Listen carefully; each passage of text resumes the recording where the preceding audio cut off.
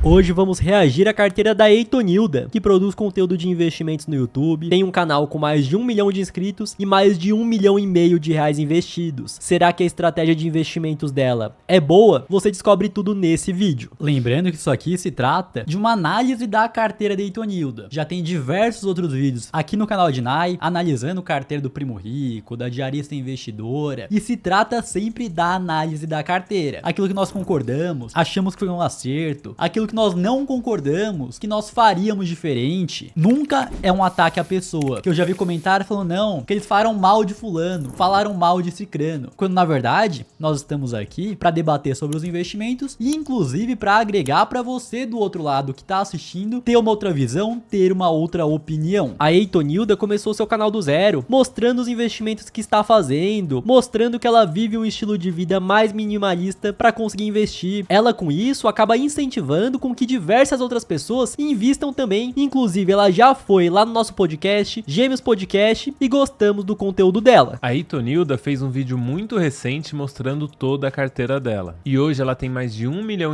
com um lucro de 232 mil reais, sendo que 146 mil vieram de ganho de capital, ou seja, da valorização dos ativos, e o restante veio de dividendos, principalmente dos fundos imobiliários. Algo bem interessante da trajetória da Heitonilda nos investimentos é que ela possui essa carteira aqui cadastrada desde 2020 e nós podemos ver o crescimento desse patrimônio. Então em 2020 ela tinha 3 mil reais investidos, investia um pouquinho todos os meses. Conforme ela teve uma renda maior, mais relevante, ela foi investindo cada vez mais. E eu vejo muitas pessoas nos comentários dos vídeos da Heitonilda, até mesmo de outras análises da carteira dela, onde falam o seguinte, que ela só conseguiu construir esse patrimônio, que hoje ela tem 1,5 milhão em pouco tempo, por conta do canal do YouTube dela ter bombado, por conta que ela vende cursos, descredibilizando o dinheiro que ela tem hoje. E é preciso deixar muito claro que são duas coisas completamente distintas nos investimentos, que a primeira delas é o aporte, é o quanto você consegue pegar do seu trabalho todo mês para investir. E o que é muito bacana da Heitonilda é que ela investe desde que ela ganhava muito pouco. Então quando ela ganhava pouco, ela investia pouco, já tinha esse hábito criado. Quando ela passou a ganhar mais, ela investiu com muito mais força, porque nós estamos nessa carreira de criação de conteúdo na internet, vai completar 10 anos agora ano que vem, e nós vimos diversas pessoas surgindo e desaparecendo. E um ponto muito interessante é que as pessoas que já investiam, que já tinham esse hábito de poupar, mesmo quando ganhavam pouco, quando passam a ganhar mais,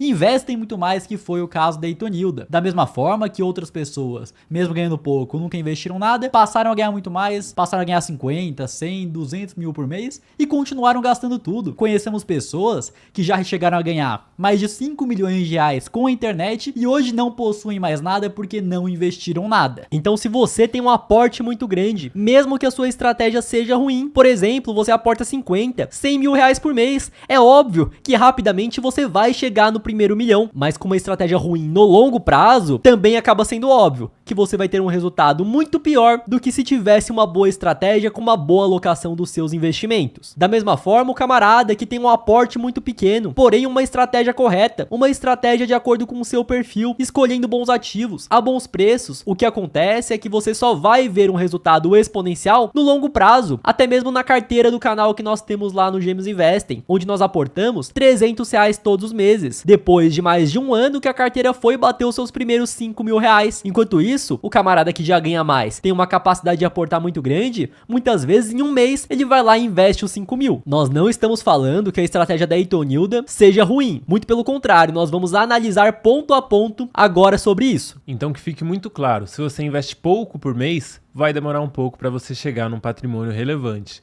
Então se tem alguém que fala para você que investindo 500 reais por mês, por exemplo, você vai chegar no milhão rapidamente, pode ter certeza que essa pessoa está mentindo. Mas no longo prazo, é claro, você vai ter uma qualidade de vida melhor e um patrimônio relevante, só que vai demorar um bom tempo. Partindo agora para a macroalocação da carteira da Heitonilda, ou seja, a porcentagem entre as classes de ativo, quanto que ela tem ações, quanto tem fundo imobiliário, quanto tem renda fixa. Primeiramente, a gente consegue ver que ela tem 43% na renda fixa e 50 97% na renda variável. E ela mesma já falou em vários vídeos que o objetivo dela é ter meio a meio. E eu já vi alguns comentários, inclusive nos vídeos dela, reclamando não, como assim? Que ela é criadora de conteúdo de investimentos e metade do patrimônio dela tá na renda fixa. E na hora que você vai investir o seu dinheiro, tem que ser de acordo com o seu perfil. Então, pessoas que têm um perfil mais arrojado podem ter mais renda variável. Da mesma forma, pessoas que possuem um perfil mais conservador, é natural e tem que ter sim uma parte maior na renda fixa. Então, nesse caso aqui, eu não vejo problema nenhum. Se ela é mais conservadora, consequentemente tem que ter uma porcentagem maior do patrimônio dela na renda fixa. Mas algo que não achamos muito interessante é o fato dela ter cerca de R$400 mil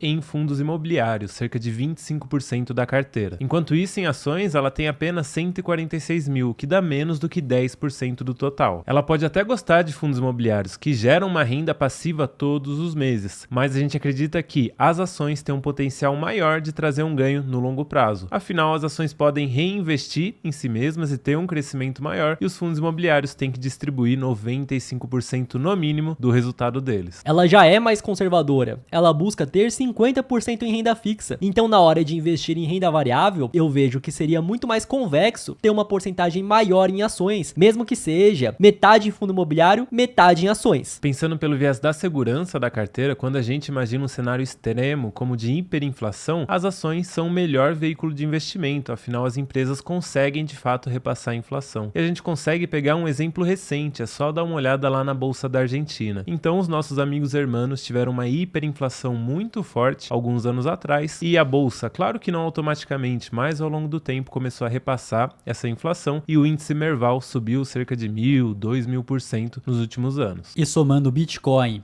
renda variável fora do Brasil e renda fixa também fora do Brasil, ela possui 25% da carteira. E nesse ponto nós vemos que foi um grande acerto da Itonilda, porque dessa forma ela diversifica o patrimônio dela, ela consegue fugir do risco Brasil, tendo ativos internacionais. Então hoje, para quem é brasileiro, tem muitas vezes o seu salário, a sua renda ativa, dependendo do Brasil performar minimamente bem, do Brasil não dar errado. Da mesma forma, se você pega todo o teu patrimônio e deixa aqui, você tem o risco da tua renda ativa e tem o risco de todo o seu patrimônio. E além disso, fora do Brasil nós temos setores, nós temos empresas que aqui dentro você não consegue se expor. Ah, eu quero me expor ao setor de tecnologia, ao setor de inteligência artificial. Lá você tem uma Apple, uma Nvidia, uma Meta. Enquanto isso, aqui no Brasil, nós não temos esse setor de tecnologia. O máximo que você vai encontrar aqui na Bolsa Brasileira seria uma Positivo. Além disso, a Itonilda tem 156 mil reais em Bitcoin, que é aproximadamente 10% da carteira, que vem do seu perfil, 50% em renda fixa, uma pessoa mais conservadora. Eu achei uma posição bastante arrojada, mas já vi diversos vídeos da Itonilda, onde ela acredita bastante no Bitcoin no longo prazo, e além disso ela já falou que pretende comprar um pouquinho sempre, até completar um Bitcoin inteiro. Então, como o Bitcoin hoje tá mais de 600 mil reais, ainda tem uma jornada para isso, e acredito que ela vai continuar comprando aos poucos. E lembrando que esses 10% que o Bitcoin representa, não foi de cara, eu vou lá botar 10% da minha carteira em Bitcoin. Ela foi comprando aos poucos, e o Bitcoin, por ter uma grande valorização nos últimos anos, fez com que essa posição ficasse desse tamanho. Tanto que na carteira da Itonilda, somente o Bitcoin teve uma variação, subiu 91%. E aí que vem outra grande lição, que sempre vai da confiança que você tem em determinado ativo. Então, mesmo ela sendo mais conservadora, ela acredita no Bitcoin e está disposta a lidar com essa volatilidade. Não que seja para todo mundo uma alocação de 10% em Bitcoin, varia bastante de perfil e do objetivo de cada pessoa, além, é claro, das suas particularidades, como idade, tamanho da família, dependentes. E ela também mostra a rentabilidade dela nos últimos 5 anos, que foi de 78,5%, que ficou acima do CDI, do Ibovespa, do IFIX e do IPCA. Então foi uma rentabilidade legal. E nos últimos 12 meses, a carteira rendeu 15%, uma rentabilidade compatível com o perfil de investidora dela, e agora a gente vai ver o que puxou essa carteira para cima e também para baixo. Vamos ver agora a microalocação dela, ou seja, o que ela comprou dentro de cada uma das classes de investimento, começando pelas ações, que ela tem 6 ativos. Em relação à distribuição da carteira de ações, eu vejo que tem uma concentração aqui no setor bancário, que representa cerca de 40% de todo o portfólio de ações. E por mais que o setor dos bancos vá muito bem aqui no Brasil, a gente tem que sempre pensar no pior dos casos.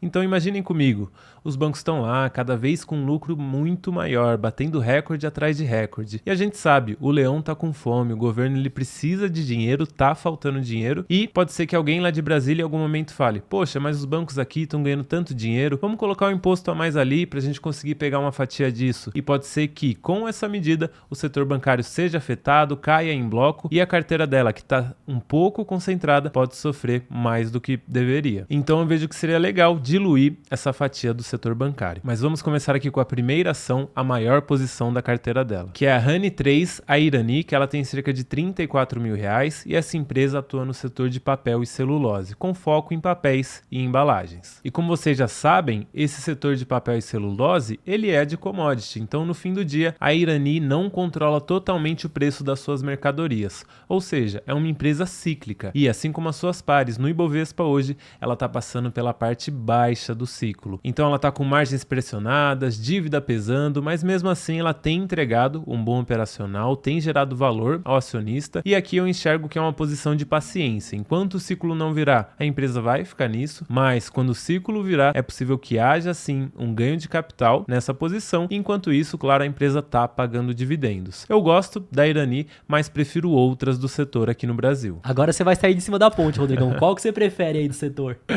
No setor de papel e celulose, eu prefiro a Klabin. São por alguns motivos, mas talvez o principal deles seja o mix de produtos, o portfólio que a Klabin tem hoje. Então ela tem lá celulose, papel, embalagem. Isso tudo, na minha visão, contribui para ela ser um pouco mais resiliente do que as suas pares. A segunda maior posição de ações são do Banco do Brasil. Então a gente fala muito do Banco do Brasil aqui nos vídeos do canal, mas resumindo para vocês, aconteceu toda essa questão de inadimplência, do agro, mudança contábil também, e tá claro pra gente que o banco vai passar por um momento difícil nos próximos trimestres. Mas, mesmo assim, isso não tira a qualidade da empresa, que é sim muito boa, foi o primeiro CNPJ do Brasil, tá muito longe de quebrar, e mesmo nesse cenário ruim, tá lucrando ali 3,8, 4 bilhões por trimestre. Então não tá de todo ruim. E além disso, o preço médio da Eitonilda também é muito bom, então aqui não é para se preocupar. Mas eu quero deixar um alerta para quem tá achando que o Banco do Brasil tá em liquidação, tá comprando caminhões da posição, saindo do seu planejamento. Será mesmo que o Banco do Brasil, passando por um momento difícil nos próximos trimestres, é a melhor escolha nos bancos agora? Será que não seria mais interessante escolher um banco ali que tá com recorde de lucro atrás de recorde de lucro, que tá num bom momento, ao invés de um banco que sim, é bom, mas que vai ter que se recuperar? Quanto será que vai ser o resultado daqui a alguns anos em cada uma dessas posições? É isso que é importante pra gente pensar. Muitas pessoas já tinham o Banco do Brasil na carteira, e aí por conta dessa queda, eles querem concentrar ainda mais. Então, por exemplo, já tinha 20% da carteira de ações em Banco do Brasil. Aí caiu, aí ele quer concentrar para 30%, 40%, sendo que existe o custo de oportunidade. Então, com o dinheiro que você está comprando o Banco do Brasil, você poderia estar comprando outras empresas que são uma oportunidade mais clara. A próxima ação é a ISA Energia. Essa aqui é uma empresa muito boa, tá ali no setor de energia elétrica, no segmento de transmissão, que é o mais defensivo da energia elétrica. Então o trabalho dela é muito simples. Ela monta toda a infraestrutura de linhas de transmissão e ela tem que deixar essas linhas 100% disponíveis para passar energia. E independente do quanto passar de energia, ela vai receber a receita contratada. Ou seja, é uma empresa muito previsível, o mercado gosta de previsibilidade e a gente também. A próxima posição é o Banco ABC, que tem o seu core business concentrado no crédito corporativo. Ou seja, ao invés de emprestar para as pessoas físicas, eles emprestam para empresas de vários tamanhos, para CNPJs. Eu vejo que é um segmento interessante, o banco tem um ROI decente na casa de 16, 17% e, devido ao perfil dos seus clientes, tem uma inadimplência controlada. Eu vejo que é um bom banco, focado ali para dividendos, mas quando a gente fala de bancos previdenciários, eu tenho outras opções que eu considero melhores, como por exemplo o Banco Itaú. E se a gente pensa indo um pouco mais além em bancos de crescimento, eu vejo o Banco Inter e o BTG Pactual muito bem posicionados. A próxima posição são as ações da Home. Então a Home é uma empresa industrial, ela produz equipamentos e peças para a indústria aqui no Brasil, principalmente, e acaba sendo uma empresa cíclica. Afinal, quando a economia vai bem, a gente está num momento de bonança, os pedidos dela começam a aumentar, ela consegue gerar muita mais receita e muito mais lucro. Porém, quando a gente gente está num momento ruim da economia, como é o atual em desaceleração, os seus pedidos vão desacelerar e aí ela passa por um momento mais difícil, estando agora na parte baixa do ciclo. E para ilustrar isso, a própria empresa sempre publica nos seus relatórios esse gráfico aqui do índice de confiança do empresário industrial. E como a gente consegue ver aqui, o índice atualmente ele está quase ali no mesmo patamar lá da época da pandemia. Isso aqui quer dizer o quê? Que os industriais, quem está no comando da indústria nacional, não está muito confiante em expandir a sua capacidade produtiva, em comprar mais máquinas, mais equipamentos, e isso tudo acaba afetando a Home. E é por conta de todos esses fatores que a Home vem caindo bastante, inclusive aqui na carteira da Itonilda tá com uma variação negativa de 38%. Ou seja, a Home no fim do dia acaba sendo uma boa empresa, mas não tá no melhor dos seus momentos de ciclo agora, então também é uma posição que o investidor tem que ter paciência para colher os frutos. E a menor posição da carteira de ações da Itonilda é a Sanepar, a SAPR11, é uma empresa de saneamento que atua ali no estado do Paraná e é uma empresa que a gente gosta bastante, inclusive ela tá na carteira do canal do Gêmeos Investem e saneamento não tem muito segredo, é um dos segmentos, um dos setores mais defensivos que a gente tem, com muita previsibilidade e que paga ótimos dividendos, então aqui excelente posição. Em uma visão mais ampla dessa parcela de ações da Itonilda, além dessa questão que o Rodrigão levantou de ter uma concentração muito grande no setor bancário, eu vejo que poderia ter uma empresa do setor de seguros, que é um setor muito defensivo, eu vejo que vai de acordo aqui com o perfil da Itonilda, e ao mesmo tempo é um setor que vai bem em juros altos, vai bem em juros baixos, e na minha visão nós temos oportunidade sim de comprar, por exemplo, uma BB Seguridade. E além disso, ela tem somente uma empresa de energia. Eu vejo que talvez seria interessante ela ter mais uma, ou então uma Taesa, ou então ir para distribuição diretamente e para geração de energia. E eu vejo muitas pessoas que vão lá, montam a sua carteira de investimentos, porém tem aquela insegurança. Será que eu tô indo pro caminho certo? Será que essa carteira de investimentos que eu tenho está de acordo com os meus objetivos de vida? Porque carteira de investimento é algo que deve ser único para cada pessoa, porque cada ser humano vai ter uma aversão a risco diferente, vai ter um objetivo diferente, tem uma idade diferente. E é para isso que nós temos a Deny Capital, a nossa consultoria de investimentos totalmente personalizada. O que vai fazer mais diferença no curto prazo para que você construa um grande patrimônio é o seu trabalho, é a sua renda ativa. E por conta disso, a maior parte das pessoas estão focadas em trabalhar, em gerar mais valor para ganhar mais dinheiro. Não tem todo esse tempo de ficar acompanhando o mercado, entender o que está acontecendo, entender o que é oportunidade, entender o que não é. E por conta disso, nós temos a Deny Capital, que inclusive aqui na descrição vai ter o site para você entender melhor como funciona, e tem um botão para você falar com um de nossos consultores e ter uma análise gratuita da tua carteira. Caso você ainda não tenha uma carteira de investimentos, tenha teu dinheiro em uma caixinha, em um CDB, montar esse plano do zero para você. Inclusive, o Rodrigão, que está aqui conosco, é o nosso head de consultoria, que faz as carteiras dos clientes. E atualmente a gente está chegando em 100 famílias atendidas pela Deny Capital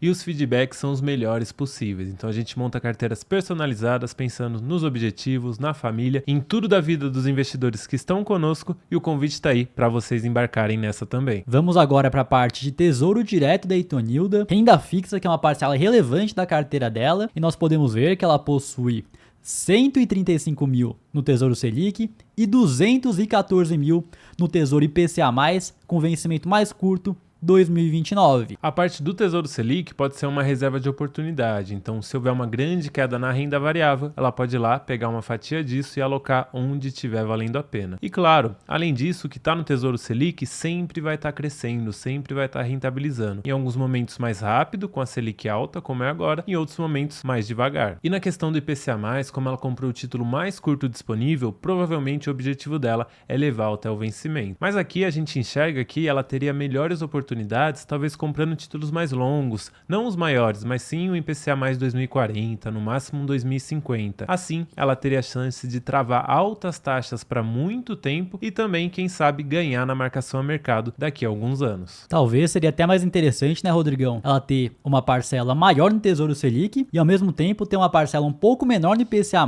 porém pegar um prazo mais longo, porque dessa forma ela vai ter a segurança do Tesouro Selic e ao mesmo tempo vai ter uma exposição em um título do IPCA+, com o prazo prazo maior, conseguindo travar uma boa taxa durante mais tempo. É uma boa, hein, Matheus? Assim ela não eleva muito o risco dessa parte da carteira e tem um potencial maior de trazer rentabilidade. A parte de REITs da Itonilda, que é como se fosse os fundos imobiliários dos Estados Unidos. Dá pra ver que ela é bem minimalista, porque ela colocou apenas um REIT na carteira, que é o O. Acaba sendo um dos maiores em valor de mercado dos Estados Unidos. Eles possuem mais de 15.600 propriedades, ou seja, é altamente diversificado. Tem inclusive imóveis fora dos Estados Unidos, sendo que 83% é nos Estados Unidos, 13% no Reino Unido e o restante distribuído na Europa. Eu particularmente, se fosse investir em REITs, compraria um ETF, por exemplo, o VNQ. Afinal, mesmo com o O sendo muito diversificado, a gestão no fim do dia está concentrada. Então, tendo um ETF, a gente consegue diversificar a maior parte desses riscos. E ainda nos ETFs, ela tem o VTI, que ele investe no mercado global. Ele tem mais de 9.000 empresas dentro dele. Eu vejo que pode ser sim uma posição interessante para quem não está tão otimista assim com os Estados Unidos, porque no final das contas você se expõe ao mercado global. Porém, eu vejo que talvez fosse interessante ela ter um ETF de ações nos Estados Unidos para se expor principalmente a esse crescimento das empresas de tecnologia. Então qualquer ETF que replica o S&P 500 serviria, um VOO, um SPY, porque vendo a carteira da Itonilda, ela não está muito exposta ao setor de tecnologia dos Estados Unidos, que na nossa visão acaba sendo um setor essencial e muito importante e que tem trazido um alto crescimento para os investidores. Além disso, o segundo ETF que ela tem nos Estados Unidos é o TFLO, que acaba sendo uma renda fixa de curtíssimo prazo, é como se fosse um caixa em dólar. Nós não sabemos exatamente a estratégia da Itonilda, porém talvez ela pode ter esse dinheiro em caixa, um ETF de renda fixa extremamente seguro, porque ela está esperando ter uma melhor oportunidade para comprar empresas americanas, ela vê que não é o momento, então pode ser algo estratégico que pode trazer um bom resultado. Agora vamos para a classe de ativo que tem a maior posição no portfólio da Itonilda, que são os fundos imobiliários. E será que tá bom? Eu vejo que ela tem poucos ativos para essa fatia de R$400 mil.